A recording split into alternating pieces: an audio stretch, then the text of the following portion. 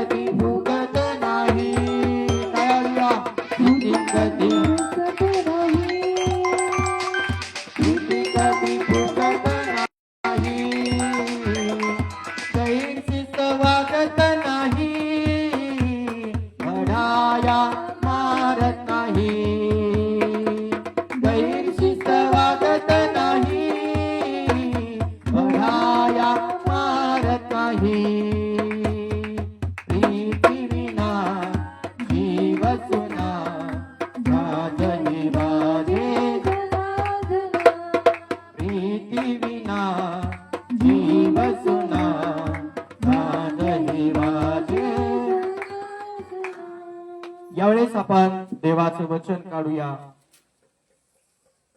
पहिले करिन्थीकरांचं पुस्तक याचा अध्याय क्रमांक 13 कडे आपण जाऊ।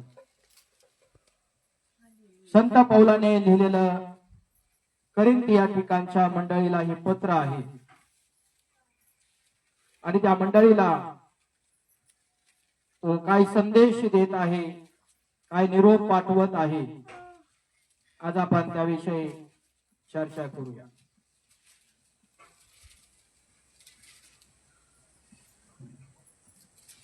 मिळालं सर्वजणांना? शेजाऱ्याला सांगा, प्रीती महत्वाची आहे।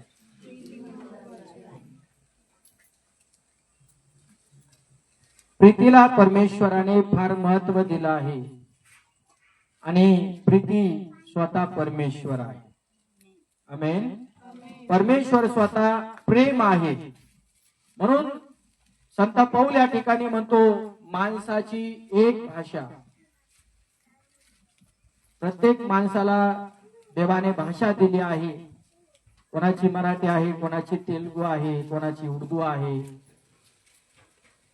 प्रत्येकाची भाषा वेगवेगळी आहे आणि देवदूतांना देखील देवाने भाषा दिलेली आहे। देवाचे देवदूत म्हणजे देवाची सेवा कार्य करणारे लोक, आणि पवित्र शास्त्रामध्ये लिहिलं आहे त्याला अन्य भाषा म्हटलेलं आहे। आणि तुम्ही अन्य भाषामध्ये देवाकडे प्रार्थना करतो। येशू प्रभू की। आणि म्हणून आज सगळ्यात महत्वाची कुठली गोष्ट असेल तर देवाच्या वचनात लिहिलं आहे प्रेम हे सर्वात मोठं आहे। तर आपण वचन क्रमांक 4 कडे आज जाऊया। प्रीती सहनशील आहे, परोपकारी आहे, प्रीती हेवा करीत नाही, प्रीती बढाई मारत नाही, उगत नाही। तर देवाचा सेवक संत पौल या ठिकाणी आम्हाला पवित्र आत्म्याच्या सामर्थ्याने त्याने हे वचन आम्हाला देऊ केलेलं आहे। आपल्या मंडळीला आणि भविष्य काळामध्ये जेवढे देवाचे लोक देवाची सेवा कार्य करतील या सगळ्या लोकांना हे पत्र त्याने लिहून ठेवलेलं आहे. 4 वचनात असं म्हटलं आहे, तरी मी काहीच मिळवित नाही, तरी मी मिळालं. पुन्हा एकदा वाचा. 13च्या प्रीती सहनशील आहे, प्रीती सहनशील आहे. परोपकारी आहे, हा, प्रीती हेवा करीत नाही. प्रीती सहनशील आहे म्हणजे ज्या व्यक्तीमध्ये देवाच्या आत्म्याने अर्थात पवित्र आत्म्याने वस्ती केलेली आहे, पवित्र आत्मा तुमच्या आणि माझ्या हृदयात राहायला आलेला आहे. पाऊल या ठिकाणी म्हणतो प्रीती काय आहे? सहनशील आहे. तर बऱ्याच दिवसापासून, बऱ्याच वर्षापासून आपण सगळे लोक प्रभू येशूची सेवा कार्य करत आहोत. विश्वास ठेवतो, प्रार्थना करतो, देवाचं वचन वाचतो आणि देवाच्या वचनाचं आज्ञाचं आम्ही पालन करतो. आणि दिवसांदिवस परमेश्वराचं प्रेम आम्ही अनुभवत आहोत. क्षणाक्षणाला देवाच्या प्रेमाचा तुम्हाला आणि मला अनुभव येत आहे. आमेन. जसा जसा तुम्हाला आणि मला देवाचा अनुभव येतो, खात्री पटते दुसऱ्या भाषेमध्ये, तसा तसा मनुष्य देवाच्या उपस्थितीने, देवाच्या शक्तीने, देवाच्या सामर्थ्याने तो मनुष्य भरत असतो. आणि या वचनामध्ये आपल्याला बघायला मिळते की ज्या माणसामध्ये देव आला, ज्या माणसामध्ये प्रीती आली, त्या माणसामध्ये या ठिकाणी लिहिलं आहे तो व्यक्ती सहन करणारा झाला. काय पहिला शब्द आहे? एक फ्रूट पण आहे, एक गलती करायच्या पुस्तकामध्ये एक फळ पण आहे. 2 नंबर प्रीती आणि सहनशीलता. जो मनुष्य देवाच्या उपस्थितीने भरतो, परमेश्वर जगामध्ये जीवन जगण्यासाठी त्याला शक्ती देतो. आणि आम्हाला या दिवसांमध्ये माहित आहे की त्रास वाढत आहे, समस्या वाढत चाललेल्या आहेत, छळ वाढत चाललेले आहे. देवाच्या लोकांना सेवा कार्य करणं हे सोपं राहिलेलं नाही. आणि आपल्यामध्ये ताकद, आपल्यामध्ये शक्ती, आपल्यामध्ये हिम्मत कधी कधी राहत नाही. समोरच्या माणसांना तोंड देण्याची, समोरच्या माणसांना बोलण्याची हिम्मत आणि धाडस आमच्यामध्ये नसते.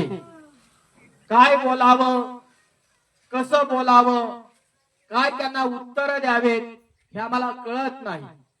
पण तुम्ही आणि मी जर देवावरती अवलंबून राहतो आणि पवित्र आत्म्याच्या मार्गदर्शनावरती अवलंबून राहतो, या जगामध्ये आपल्याला त्रास होत असताना कोण त्रास देत, केव्हा त्रास होईल, कधी होऊ शकतो हे आपल्याला सांगता येणार. तो घरातून असेल, कुटुंबातून असेल, परिवारातून असेल, गावातून असेल, आजूबाजूच्या परिसरातून असेल, त्रास होणार आहे. परमेश्वराची सेवा कार्य करत असताना हे नेहमी आपल्या लक्षात ठेवायचं की त्रास आम्हाला होणार आहे, पण ही सेवा कार्य करण्यासाठी आणि ह्या सेवेमध्ये आमचा विश्वास दृढ होण्यासाठी, वाढण्यासाठी आम्हाला देव शक्ती देतो, आम्हाला देव सामर्थ्य देतो. आणि या वचनात लिहिलं आहे, वाचा. प्रीती सहनशील आहे, प्रीती सर्व गोष्टी सहन करते. काय करते? सहन करते. म्हणून पौल या ठिकाणी काय म्हणतो? प्रीती सहनशील आहे ना. आपण देवाच्या बाबतीत गोष्टी सहन करायला पाहिजे. देवाच्या बाबतीत ज्यावेळेस लोक आमचा विरोध करतात किंवा लोक आमच्या संग वाद घालतात किंवा लोक आमच्या संग वाईट वक्त बोलतात, कधी कधी देव आम्हाला बोलू देत नाही शब्द, त्यावेळेस देव आम्हाला ते छळ किंवा त्रास सहन करण्यासाठी आम्हाला कृपा पुरवतो. आमेन. काय पुरवतो? कृपा आम्हाला पुरवतो. सहन कर, सहन कर. तुम्हाला माहित आहे आजच्या जगातला मनुष्य जो आहे कुठलाही शब्द ऐकण्यास तो तयार नसतो. एखादा व्यक्ती समोरून त्याला बोलणारे बोलला की हा व्यक्ती लगेच त्याला उत्तर देण्यासाठी तयार असतो. मग कुठल्या भाषेत त्याला उत्तर द्यायचं, वाकड्यात घुसून उत्तर द्यायचं की शिव्या द्यायच्या त्याला का काय बोलायचं, तो मागचा पुढचा विचार करत नाही. पण देवाचा माणूस किंवा देवाची स्त्री, समोरचा माणूस जरी किती विरोधात आमच्या गेला तर आम्हाला या ठिकाणी लिहिलं आहे देवाने कृपा पुरवली आहे. आमेन. देवाने आम्हाला शक्ती दिली आहे. देवाचं प्रेम आमच्यामध्ये आहे. देवाचं सामर्थ्य आमच्यामध्ये आहे. तर देवासाठी ज्यावेळेस आम्ही काही गोष्टी सहन करतो त्यावेळेस आपण ही गोष्ट प्रभूकडे पाहून म्हणायची की प्रभू, जर तू माझ्यामध्ये नसता, आमेन, तुझं प्रेम माझ्यामध्ये नसतं, तुझी लीला माझ्यामध्ये नसते, तुझ्या वचनाला जर आज्ञाचं पालन करणारा मी व्यक्ती जर नसतो तर या माणसाला मी प्रतिउत्तर दिला असतं, त्याला मारला असतं. कारण आज कुणी सहन करत नाही. एक झापड जरी मारली तर हा म्हणतो मी 2 तरी मारेल त्याला. त्याने 2 मारल्या तो म्हणतो 1 तरी मी त्याला मारीलच. मी काय कमी आहे का? हालेलुया. माझ्यात काही हिंमत नाही का? माझ्यात काही ताकद नाही का? मी काय त्याला फटके मारू शकत नाही का? पण देवाचा मनुष्य काय करतो? देवाची कृपा त्याच्यावर असल्या कारणाने ह्या गोष्टी सहन करतो. म्हणून देवाच्या वचनात लिहिलं आहे, या वचनामध्ये आम्हाला बघायला मिळतं की प्रीती जी आहे सहनशील आहे, ऐकून घेते, शांत बसून घेते, प्रतिउत्तर देत नाही. मग याचा अर्थ असा आहे की समोरचा माणूस बोलतच राहणार, बोलतच राहणार, बोलतच राहणार. देवाच्या बाबतीत किंवा देवाच्या कामासाठी ज्यावेळेस तुम्हाला विरोध करण्यात येईल त्यावेळेस तुम्ही शांत बसून घ्या. देवाला लढाई लढू द्या. म्हणाल का आमेन? देवाला लढाई लढू द्या. देवाला पुढे करा. कारण तुम्ही देवाच्या नावात हे सहन करत असतात. सेवा कार्य करत असताना, भक्ती करत असताना, प्रार्थना करत असताना, बायबल वाचत असताना, गाणे गात असताना, चर्चला येत असताना, देवाची उपासना आराधना करत असताना तुम्ही हे प्रभूसाठी आणि मी हे प्रभूसाठी सहन करतो. आमेन. कारण त्यानेही आम्हाला सहन करण्याची ताकद दिलेली आहे, सहन करण्याची आम्हाला शक्ती दिलेली आहे. पण त्याच्या पलीकडे एखादी गोष्ट आहे. देवाची गोष्ट जर सोडली आणि जर एखादा व्यक्ती जर तुम्हाला जर बोलत असेल तर तुम्हाला आणि मला त्याचं प्रतिउत्तर देणं पण गरजेचं आहे. देवासाठी मी सगळं काही सहन करेन. आमेन. कारण माझ्या प्रभूने ते सहन केलं आहे. पावलाने देखील हे सहन केलेलं आहे. पण दुसरी बाब ही फार महत्वाची, काही कारण नसताना देखील तुम्हाला जर बोललं जात आहे घरातून, परिवारातून किंवा गावातून किंवा नातेवाईकातून किंवा भाऊबंदातून, त्यावेळेस तुम्ही अगदी त्यांना उत्तर द्यायला तयार पाहिजे. कारण इथं देवाचा विषय येत नाही, इथं तुमच्या वैयक्तिक जीवनाचा विषय येत आहे, तुमच्या कुटुंबाचा विषय येत आहे, तुमच्या लग्न कार्याचा विषय येत आहे, तुमच्या फॅमिलीचा विषय येतो, तुमच्या व्यवहाराचा विषय येतो, अजून काही गोष्टी येत असतील. आणि त्याच्यामधून ज्यावेळेस प्रॉब्लेम होतात, समस्या येतात, अडचणी येतात, त्यावेळेस परमेश्वर म्हणतो तुम्ही एकमेकांना त्यावेळेस बोललं पाहिजे. हालेलुया. हे देवाच्या वचनात आम्हाला बघायला मिळतं. त्यांना उत्तर द्या, त्यावेळेस धडाधड त्यांच्या संग बोला. परमेश्वर तुम्हाला मदत करेल. त्यांना मारू नका, पण त्यांना बोला. तू असा का बोलतो, तू कशाला असं बोलते, तुझा काय संबंध या गोष्टी बोलायचा, तू असं का केलं, तू तसं का केलं, तुला हे कुणी सांगितलं, तुला कोण करण्यास प्रवृत्त करत आहे किंवा तयार करत आहे, कुणी तुला पुढे केलं माझ्यावरती बोलण्यासाठी किंवा वार करण्यासाठी शब्दांचा. तर तुम्ही अशा वेळेस त्या लोकांचा सामना करणं गरजेचं आहे. परमेश्वर तुमच्या मुखात शब्द घालतो त्या माणसासंग बोलण्यासाठी किंवा त्या माणसांना शब्द युद्ध करण्यासाठी त्याच्याबरोबर. येशू प्रभू की. म्हणून या वचनामध्ये आपल्याला संत पौल या ठिकाणी म्हटलंय की प्रीतीने भरलेला मनुष्य कसा जीवन जगतो. ख्रिस्ती जीवन हे प्रेमाचं जीवन आहे. कसं आहे, आणि आम्ही प्रेमाने जगतो आणि प्रेमाने वागतो एकमेकांबरोबर. जिथं प्रेम आहे ते घर टिकतं, लक्षात ठेवा. आमेन. जिथं प्रेम आहे ते घर टिकतं.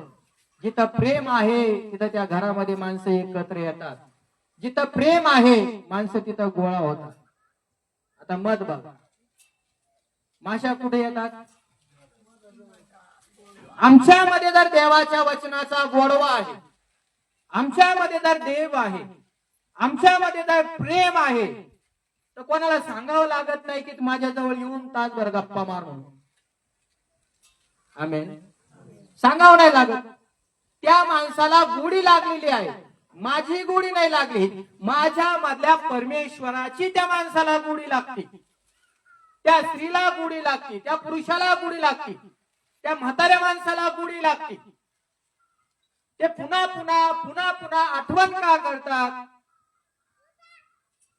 त्याचं कारण परमेश्वराच्या वचनात लिहिलं आहे की त्यांच्या घरात एक प्रेम कमी मिळत असेल, प्रेमाने भरलेला व्यक्ती त्यांच्या बरोबर व्यवस्थित बोलत नसेल, घरामधलं वातावरण तसं त्यांचं नसेल.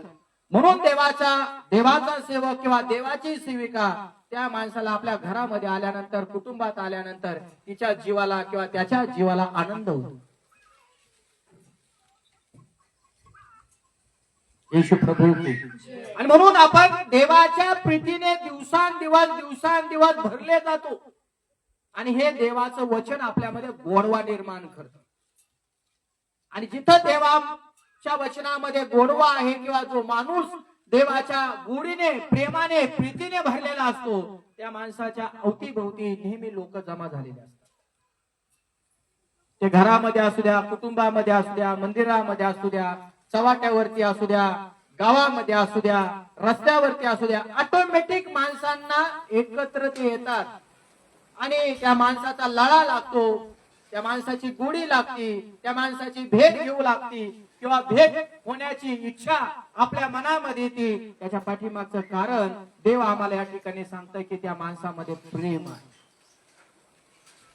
आणि आम्हाला माहिती आहे घरातले माणसं घरात चांगलं बोलत नाही. मी पण असो, बाहेरच्यांबरोबर आमचे संवाद चांगले असतात, बोलणं चांगलं असतं, मवाळकी चांगला असतं, प्रेम चांगलं असतं. आपण एकदम त्यांच्या बरोबर बोलत असताना बाहेरच्या व्यक्तींबरोबर एकदम गोड बोलतो आणि आपल्याला त्यांच्या बाहेरच्या स्वभावावरून कळतं की किती स्वभाव त्यांचा चांगला आहे, किती स्वभाव त्या बाईचा चांगला आहे, भावाचा चांगला आहे, बहिणीचा चांगला आहे, सेवकांचा चांगला आहे. पण तोच व्यक्ती घरामध्ये कसा वावरतो याला पण फार महत्व आहे. आणि शक्यता घरामध्ये आपल्याला बघायला मिळतं नाही, 100% तर आपण एवढं वागत नाही, पण आपण वागण्याचा प्रयत्न केला पाहिजे. आपल्या घरात, आपल्या कुटुंबात, आपल्या परिवारात, आपल्या फॅमिलीमध्ये जर आपण देवाचे लोक आहेत तर आपल्यामध्ये प्रेम प्रेम प्रेम असणं फार गरजेचं आहे. कारण पहिली आपली फॅमिली आहे आणि आपण देवाचे लोक या कारणानं, देवाची सेवा कार्य करत असताना या कारणानं तुम्ही आणि मी प्रेमाने भरत जातो.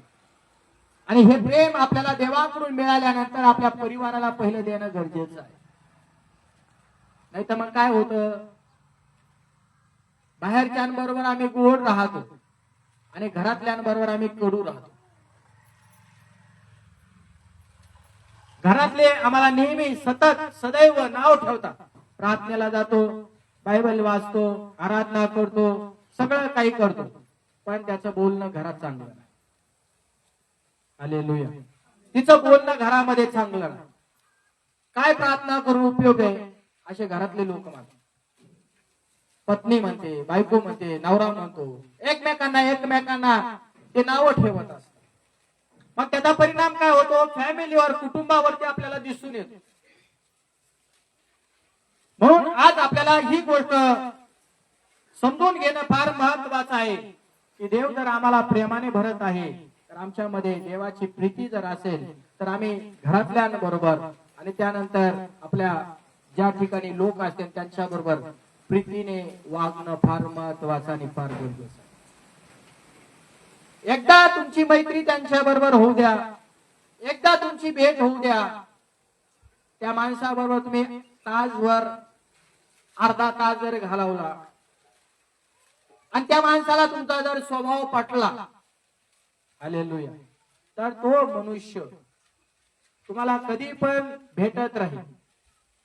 त्याला कधी पण तुमची आठवण येत राहील.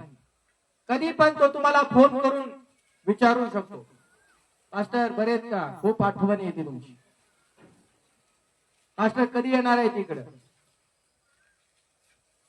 म्हणजे आपण काय करतो? त्या माणसाच्या ज्या उणिवा आहेत, ख्रिस्त आमच्या अंतःकरणात आल्यामुळे, ख्रिस्त आमच्या हृदयात राहायला आल्यामुळे त्या माणसाच्या उणिवा किंवा कमीपणा जो असतो ना, जो त्याला घरातून मिळत नाही, परिवारातून मिळत नाही, कुटुंबातून मिळत नाही, देवाचा सेवक त्यांच्या जीवनामध्ये ज्यावेळेस जातो, त्यावेळेस देवाचा सेवक देवाचं प्रेम त्या माणसाला देत असतो. आणि एक कुटुंबातला माणूस म्हणून तो देवाचा सेवक त्यांच्यामध्ये सहभागी होतो. आणि आपल्याला काय वाटतं? मग बाहेरचा माणूस आहे, पण घरातल्या लोकांसारखा नाही. आपलं नातं नाही, गोतं नाही, काहीच नाही. बाहेरचा मुलगा आहे, पण आपल्या घरातल्या मुलापेक्षा बेस्ट आहे. आपल्या घरातला रक्ताचा मुलगा बघा कसा वागतोय, पण ह्या लेकराचं किंवा ह्या सेवकाचं किंवा ह्या विश्वासणाऱ्यांचं माझं नातं नाही, तरी देखील तो माझ्या बरोबर किती प्रेमानं आणि किती गोडवानी बोलतो, किती माझी मदत करतो, किती माझी सेवा कार्य करतो. आणि याने काय होतं? देवाचं प्रेम आपण त्या लोकांना देत असतो. म्हणजे देवाने आपल्यामध्ये किती मोठी गोष्ट टाकलेली आहे, ही गोष्ट आपण लक्षात ठेवायला पाहिजे.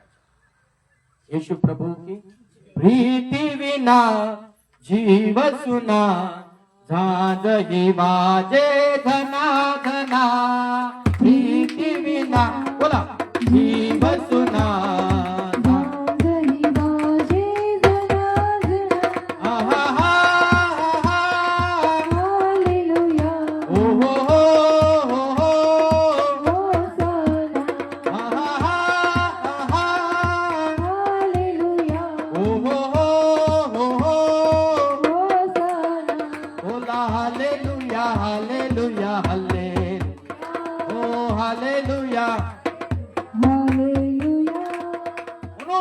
वचनामध्ये संत पौल प्रीतीला फार महत्व देतो, प्रेमाला फार महत्व आहे.